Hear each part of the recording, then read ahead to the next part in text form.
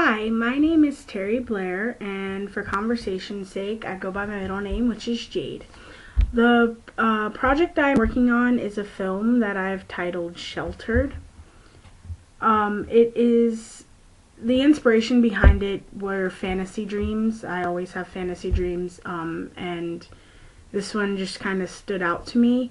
The two main characters are Caitlin Duvall, who is my protagonist, and Veronica, who is my antagonist. The main conflict is trying to plot revenge, but not knowing how, and not knowing the truth as to why Caitlin and her family were targeted in the first place. So in Act 1, Caitlin escapes Sebastian, who is the vampire who turned her, and finds her brother James. They both manage to make friends with a pair of siblings. They're step-siblings, and their names are Emily and Alexander. And during this act, Caitlin also begins to get closer to Alexander in a romantic standpoint, and she starts to get really annoyed with Emily's character, and that should be very, very clear in Act 1. In Act 2, James discovers pictures and journals of his and Caitlin's parents. It informs him that the women in his family stem from a long line of witches. Caitlin is one of the newer generation, but her parents didn't want to tell her. Their mother felt like they were being watched. James is then approached by Emily during his findings, who reveals herself as Veronica, a witch who hired Sebastian to turn her. This is because by Sebastian turning Caitlin, it canceled out her powers. She didn't have the ability to access nature the way she was supposed to. This is because Veronica knew that the Duvall's family power was stronger than her own, and Veronica didn't like that. She wanted to be the most powerful.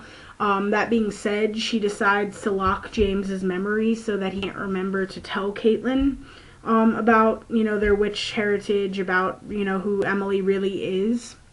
In Act 3, Caitlin figures out who Emily really is after small memories and hints are able to break through Veronica's memory lock, so James is able to actually tell her.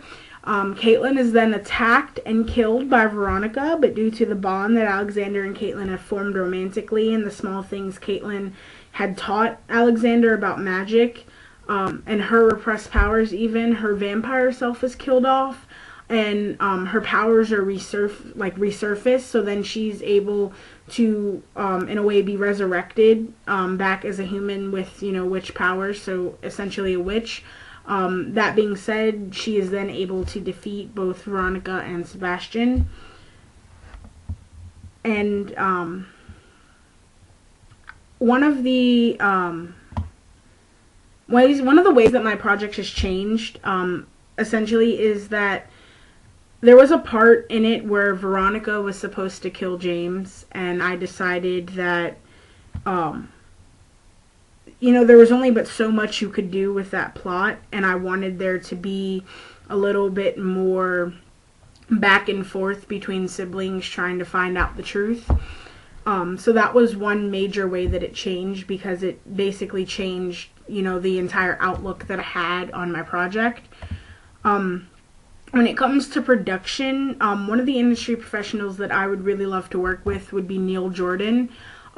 He's director, producer, and writer, director of Interview with a Vampire.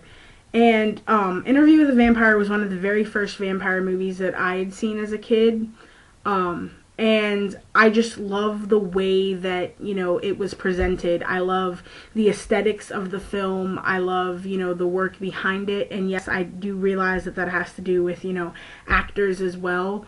But actors do have to be directed. And I think overall Neil Jordan's way of expressing that entire movie and, getting it across in a film version, especially when it's based off of a book, I think was just spectacular, and I would love to work with him.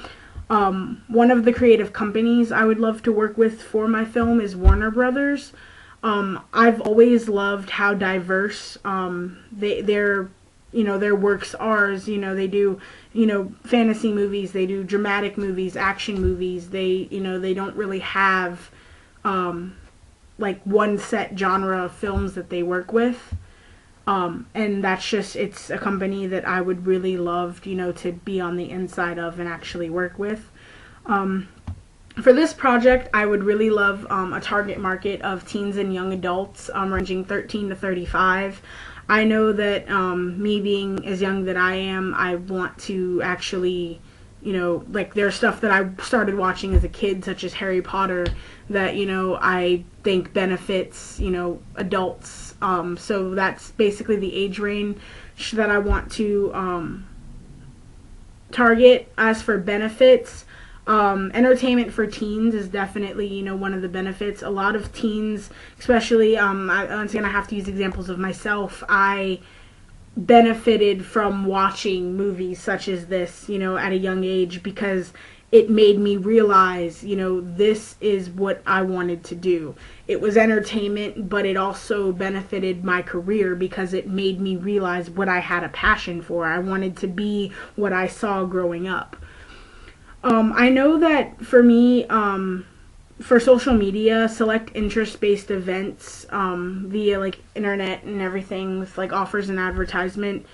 For many things that I've watched, different events, cosplay events, stuff like that, it's always like reached out to me, and it's always caught my eye. So it was like, for me, it was a very good way of marketing, because like so many things that I watched, I found out about over the internet first, instead of any other source of advertisement.